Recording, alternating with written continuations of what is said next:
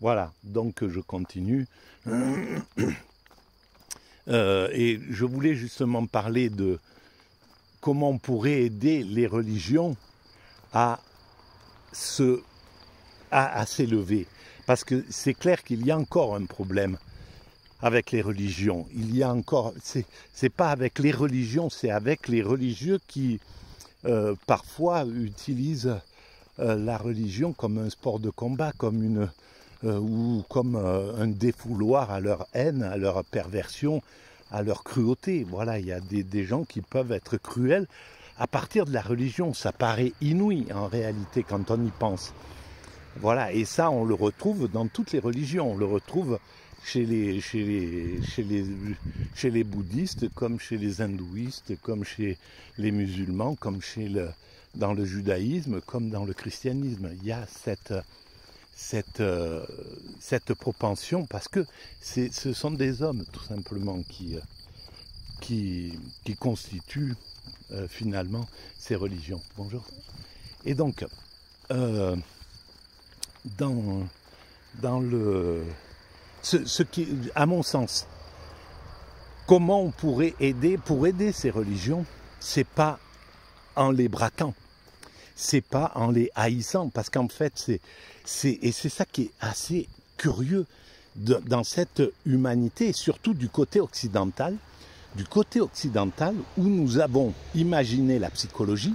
On a compris ce que c'était que la bonne éducation, qui est pas à donner des gifles, qui est pas à maltraiter, qui est pas à humilier, qui est pas... On sait que tout ça, ça fonctionne pas. On sait que c'est contre-productif et qu'il faut que si on a un enfant qui a des difficultés ou qui est dans un milieu qui n'est pas qui le maltraite par exemple, et ça il va le transformer d'une manière, il va reproduire des schémas ou quoi que ce soit, et donc on sait que l'idéal c'est d'aller le valoriser, de le prendre, de l'apaiser, etc. On sait que c'est la seule façon de s'y prendre correctement, que le système antique de la maltraitance ne fonctionne pas. Et pourtant, eh ben, c'est ce qu'on produit avec les religions quand l'Occident a un problème avec ces religions. Et là, on sait de quoi je parle. Je parle de cette haine qui se déverse contre l'islam, de cette islamophobie en somme. Et de tout ce qui va être donné comme méchanceté, en fait, on ne permet pas aux bons de prendre le pouvoir sur les quelques méchants qui ont des épines dans le pied et qui utilisent, qui se sentent floués, qui se sentent abusés, qui vont partir dans des violences et d'ailleurs c'est pas propre à l'islam ou à quoi que ce soit, c'est propre à la nature humaine. En Italie dans les années 70 et puis en Allemagne aussi, il y a eu un terrorisme par exemple inouï, et ce terrorisme c'était on pourrait dire des hypersensibles, des gens qui, malgré en même temps des tortionnaires, hein, évidemment, mais disons qu'ils avaient un sentiment d'injustice tellement développé, tellement inouï, où ils ne trouvaient pas la clé, ils voulaient changer les choses de façon brutale, et ça donne cette violence. Cette violence, on la retrouve à la Révolution française, on la retrouve, etc., etc. Donc, c'est pas propre à un groupe ni rien. L'intérêt, c'est comment on peut aider à faire évoluer cette rigueur.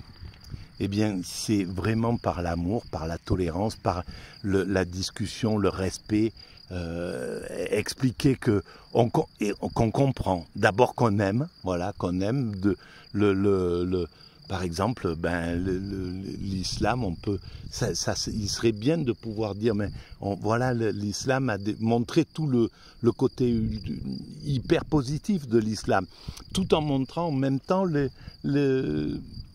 intégrer l'ensemble religieux. Voilà, l'islam a des côtés qui sont vraiment superbes, magiques, très importants dans l'humanité. D'abord tout ce qu'elle a apporté à l'humanité, et c'est pareil pour le judaïsme, et c'est pareil pour le christianisme, et c'est pareil pour l'hindouisme, et c'est pareil. Et quand on va dire alors à ce moment-là qu'il y a des choses qui doivent évoluer, le rapport à la femme, mais on retrouve aussi ça dans le judaïsme, on retrouve aussi ça dans le christianisme, on retrouve aussi ça dans le bouddhisme, dans l'hindouisme, etc. Mélanger l'ensemble humain, pas faire une distinction, ceux-là sont pires que les autres, ceux-là sont meilleurs, etc. Tout ça, ça ne fonctionne pas, ça ne marche pas comme ça. En fait, il y a on est tous égaux, on a tous, dans chaque communauté, il y a la perversion narcissique et il y a le saint et l'assassin, dans toutes les communautés, c'est comme ça. Il n'y a pas une communauté qui serait exempte de ces affres, quoi. Et en faisant ça, c'est vraiment pas la meilleure façon de pouvoir aider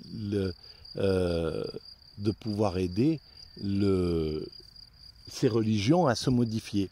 Et effectivement, il faut les aider à évoluer vers l'égalité des sexes, vers la fin de la maltraitance. J'ai vu encore une vidéo tout à l'heure sur Twitter, en Inde, des hommes qui battent une femme pour une raison quelconque. Et voilà, on voit à quel point cet archaïsme doit être dépassé. On devrait travailler de concert pour cette humanité, sur toute l'humanité. C'est très facile de faire évoluer les choses, surtout maintenant où nous avons des télévisions de partout. Donc on peut utiliser ça comme moyen d'éducation, etc., etc. Voilà. Et puis il y a les injustices qui conduisent à cette... Alors il y a deux choses. Il faut neutraliser les pervers qui poussent dans ces religions, qui mettent de l'huile sur le feu, qui amènent le racisme, qui poussent à détester l'autre et qui conduisent au final à comment on appelle ça, au pire, le plus haut niveau, c'est le génocide, c'est-à-dire, et ça peut être chez les religieux, comme dans le laïc. C'est un Hitler, c'est pas le religieux, c'est pas un religieux qui a poussé ça. Voilà, et puis mais on sait qu'il y a mais d'ailleurs c'est bien souvent la politique qui a conduit à ces génocides. Et très certainement, c'est ce qui s'est passé au Rwanda, et c'est ce qui se passe en Inde quand il y a des hommes politiques qui poussent les mouvements hindous contre les mouvements musulmans, etc., et réciproquement. Donc, on se retrouve avec cette chose-là. Donc, neutraliser les pervers, en somme. Voilà, ça c'est quelque chose. L'humanité devra apprendre à neutraliser les pervers narcissiques qui sont capables. Les psychopathes, en fait, c'est ceux qui poussent un être humain à maltraiter, même s'il ne le fait pas lui-même, qui arrive à stimuler dans un groupe les pires des choses. Voilà. Et on le voit dans les crimes racistes qu'il y a eu, comme celui de Ilan Halimi ou des choses comme ça. C'est un pervers qui est là et qui va engendrer par la peur, par la fascination, par tout ce qu'il est, qui va pousser des gens qui ne seraient jamais allés dans la cruauté qui a caractérisé leur chose. Et donc c'est là où il faut neutraliser ces êtres humains. Là, il y a eu encore un truc que j'ai lu tout à l'heure, c'était dans une université, un bizutage qui a conduit à la mort d'un enfant, d'un jeune, quoi, dans une université catholique en plus, je crois. Bon, bref. Et donc ils ont eu une toute petite sanction je sais pas, enfin quelque chose qui était. Alors évidemment que il y a ceux qui doivent avoir une petite sanction, ceux qui ont suivi, ceux qui n'auraient jamais eu dans leur état d'esprit ça. Mais il y a quelqu'un qui a poussé à ça. Il y a quelqu'un qui est allé qui voulait aller plus loin que tout ça. Et c'est ça qu'il faut détecter. C'est ceux qui ont cet état psychique, cette pathologie, cette capacité de tortionnaire. Voilà. Et c'est pas... ils font partie de l'humanité, ils sont là. Simplement, il faut les détecter. L'humanité parviendra à les détecter de plus en plus tôt et on comprendra leur mécanisme, d'où ça se forme dans l'enfance, etc. Et sans doute qu'on les arrêtera avant, enfin qu'on modifiera leur vision pour plus avoir ce genre de choses. Mais voilà, ça fait partie du travail sur l'humanité. Et puis, il y a le fait de parler quand... normalement, voilà comment moi je dénomme le racisme, en fait. C'est le fait d'accoler à un groupe humain, à une religion, à un groupe humain, n'importe lequel, quelque chose de négatif. Voilà, dans un ensemble. Les juifs sont comme ça, les musulmans sont comme ça, l'islam est comme ça, etc., etc. Avec une sorte de généralisation, ça, avec quelque chose de négatif. Si c'est quelque chose de positif, ça passe, bien sûr. Les musulmans sont accueillants, voilà, ils ont le cœur sur la main, etc. On peut arriver, voilà, ça, il n'y a pas de problème. Par contre, quelque chose de négatif avec accolé du négatif avec, alors après, une autre chose importante à penser, donc ça devrait être interdit d'accoler du négatif à un groupe humain, quel qu'il soit, parce que il n'y a pas un groupe qui est comme ça ou comme ça, ça n'existe pas. Dans chaque groupe humain, il y a des bons, des moins bons, il y a des racistes et des universalistes, il y a voilà des généreux et des avares, il y a tout, quoi, dans chaque groupe humain. Et ensuite, une autre chose qui serait intéressante, c'est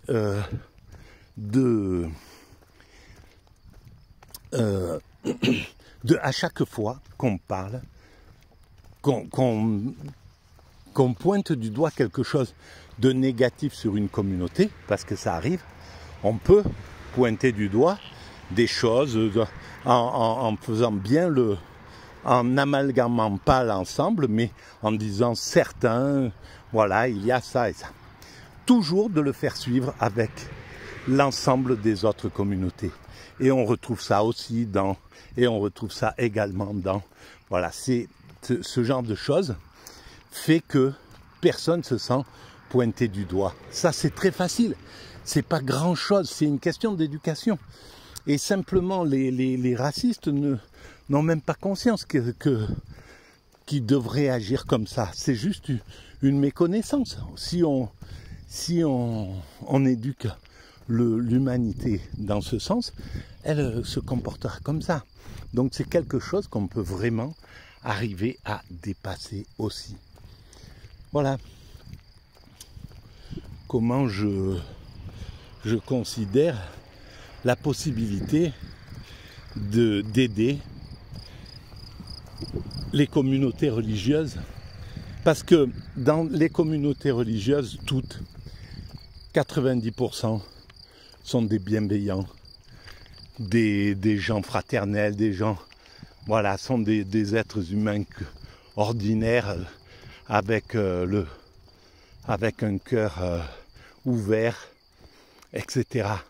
Donc ça, c'est la majorité humaine. Et donc si on leur donne les moyens de devenir les boss, parce que c'est eux qui doivent avoir la priorité, c'est eux qui doivent enseigner les grandes lignes de la religion. On y va, hein, on va vers ça de plus en plus, et quand on écoute, et d'ailleurs avec les médias, c'est ça qui est vraiment intéressant, quand on écoute les rabbins, les imams, les prêtres sur les réseaux sociaux, eh ben ils se tiennent vraiment bien. Il y a pas de haine, il n'y a pas de... Ben déjà parce que c'est plus possible sur ces c'est plus possible finalement de disperser de la haine sans être complètement boycotté, agressé, etc. Donc les réseaux sociaux ont une vocation extrêmement intéressante à ce niveau-là. Mais en même temps, ceux qui vont sur les réseaux sociaux, pour la plupart, et ceux qui persistent et ceux qui résistent, ce sont les plus ouverts, les plus...